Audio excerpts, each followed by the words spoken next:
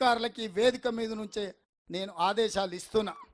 అదేవిధంగా మిత్రులారా, ఈ వేదిక మీద నుంచే బిల్లా రంగకు చార్లే శోభరాజ్కు ఒక మాట చెప్పదలుచుకున్నా. 30 రోజుల్లో ప్రాజెక్టు డిజైన్లు రెడీ అవుతాయి, పాదయాత్ర చేస్తా అన్నారు.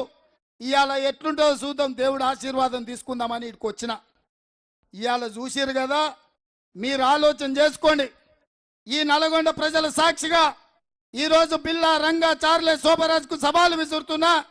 2025 జనవరి నూతన సంవత్సరం వాడపల్లి నుంచి హైదరాబాద్ వరకు చార్మినార్ దగ్గర లక్షలాది మందితోని కదం తొక్కుతా మూసీ నది ప్రక్షాళన ప్రాజెక్టు చేపడతాం.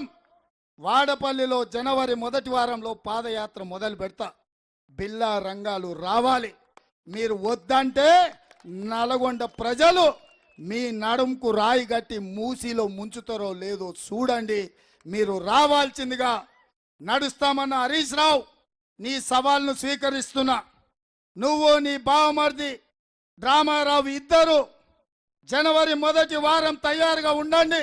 వాడపల్లిలో ఏదైతే మూసీ ఈసా నదుల అనుసంధానం కృష్ణా నదిలో వాడపల్లిలో ఏదైతే కలుస్తుందో అక్కడి నుంచి పాదయాత్ర మొదలవుతుంది జనవరి మొదటి వారం. ఇది ట్రైలర్ మాత్రమే, అసలు సినిమా జనవరిలో ఉన్నది. ఇవాళ అదే కాదు, గోదావరిని తీసుకెళ్లి మూసీలో కలుపుతాం, మూసీ నదిలో కలుపుతాం. మూసీ వచ్చి ఈసా నదిలో కలుస్తుంది, 3 నదులు పోయి కృష్ణా నదిలో కలుస్తుంది.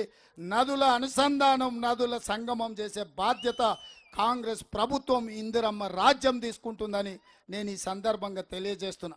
ఇంత చరిత్రాత్మకమైన ప్రాజెక్టును మేము చేపడుతున్నాం.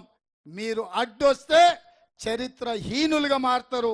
మీరు బుల్డోజర్ ముందు పండుకుంటే సచ్చిన శవాలుగా మారుతారని చెప్పి తెలియజేస్తూ, ఇంత రాత్రి అయినా అండగా ఉండి ఒక ధైర్యాన్ని ఇచ్చి హిరోషిమా నాగసాకి అణుబాంబు కంటే ప్రమాదమైన మూసీ నది ప్రక్షాళన చేయడానికి మీరు ముందుకొచ్చినందుకు మీకు అందరికీ మనస్ఫూర్తిగా ధన్యవాదాలు తెలియజేస్తూ, ఈరోజు నా జన్మదినం కాదు, ఈరోజు నవంబర్ 8, 2024 నాడు నా జన్మ ధన్యమైంది.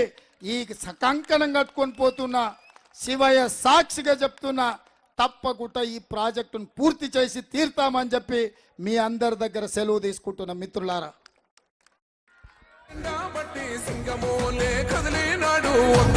కాంగ్రెస్ సూర్యుడు మన రేవంత్ అన్న నిగ్గదీసి అడిగే మునగాడు. ముఖ్యమంత్రి గారికి ధన్యవాదాలు తెలుపుతున్నా. వచ్చిన మిత్రులందరికీ మన రేవంత్ అన్న పేద ఇంటికి పండుగ తెస్తాడు. సోనియమ్మ దివెనతోని రాహులన్న సైనికుడయ్యి పెద్ద కొడుకై యుద్ధం చెయ్య సిద్ధమాయే రేవంత్. వారి సహకారం, వారి అనుమతి తీసుకొని తప్పకుండా శాంక్షన్ చేపిస్తానని మీ అందరికి మాటిస్తూ సెలవు తీసుకుంటున్నాం.